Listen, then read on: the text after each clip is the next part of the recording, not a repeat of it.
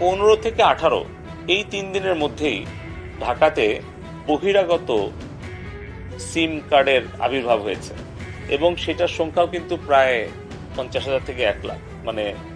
তার মানে বহিরাগত সন্ত্রাসীরা এসে এই ঢাকার বিভিন্ন স্থাপনা এবং ঢাকার পার্শ্ববর্তী গাজীপুর নারায়ণগঞ্জে মারাত্মকভাবে তারা সুসংগঠিত হয়ে তারা কিন্তু পরিকল্পিতভাবে অ্যাটাক করেছে। তো তার মানে একটা হচ্ছে অবশ্যই প্রযুক্তিগত সক্ষমতা আমরা বাড়াতে পেরেছে বলেই ক্ষতির পরিমাণটা কমেছিল এবং যখন যে সিদ্ধান্ত নেওয়ার দরকার ছিল মাননীয় প্রধানমন্ত্রী সেটা নিয়েছেন এবং আমাদের গোয়েন্দা সংস্থা আইনশৃঙ্খলা রক্ষাকারী বাহিনী তারা তৎপর ছিল বলেই আমরা দ্রুত এটা নিয়ন্ত্রণে আনতে পেরেছি এবং স্বাভাবিক পর্যায়ে আসতে পেরেছি। পাশাপাশি আমি বলবো যে আমাদের ব্যাপকভাবে সচেতনতা তৈরি করা দরকার, যেন আমরা নাগরিকদেরকে সচেতনতা তৈরি করতে পারি।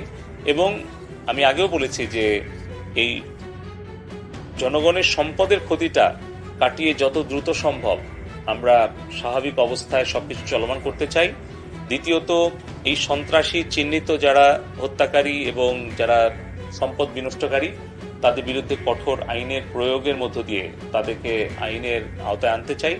আর তৃতীয়ত, আমাদের দেশের যে 5 কোটি ছাত্রছাত্রী কোমলমতি আমাদের সন্তানেরা আছে তাদের যে একটা হৃদয়ের ক্ষত সৃষ্টি হয়েছে, যে দূরত্ব বা ভুল বুঝাবুঝি তৈরি হয়েছে, এটা আমরা অভিভাবক, শিক্ষক, সাংবাদিক সবাই মিলে আমরা তাদেরকে স্নেহ, মমতা, ভালোবাসা দিয়ে তাদের সাথে দূরত্বটা দূর করে তাদের হৃদয়ের ক্ষতটাও আমরা দূর করতে চাই।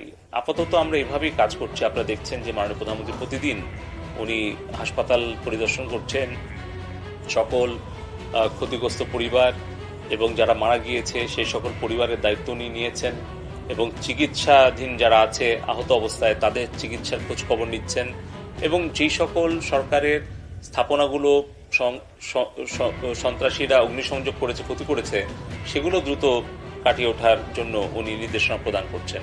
ফেসবুক, ইউটিউব এবং টিকটককে এবং সোশ্যাল মিডিয়া যারা পপুলার প্ল্যাটফর্ম আছে তাদেরকে আমরা একটা চিঠি দিয়েছি বিটিআরসি থেকে।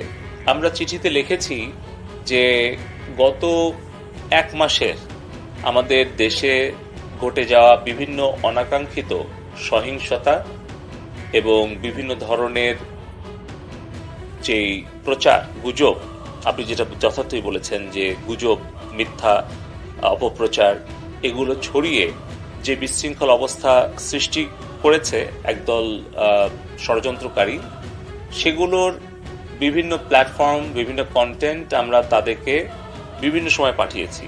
কিন্তু যতটুকু তারা কন্টেন্ট টেক ডাউন করেছে, যতগুলো প্ল্যাটফর্ম তারা ব্লক করেছে, সেই সংখ্যাটা অতি নগণ্য এবং এটা অগ্রহণযোগ্য আমাদের কাছে।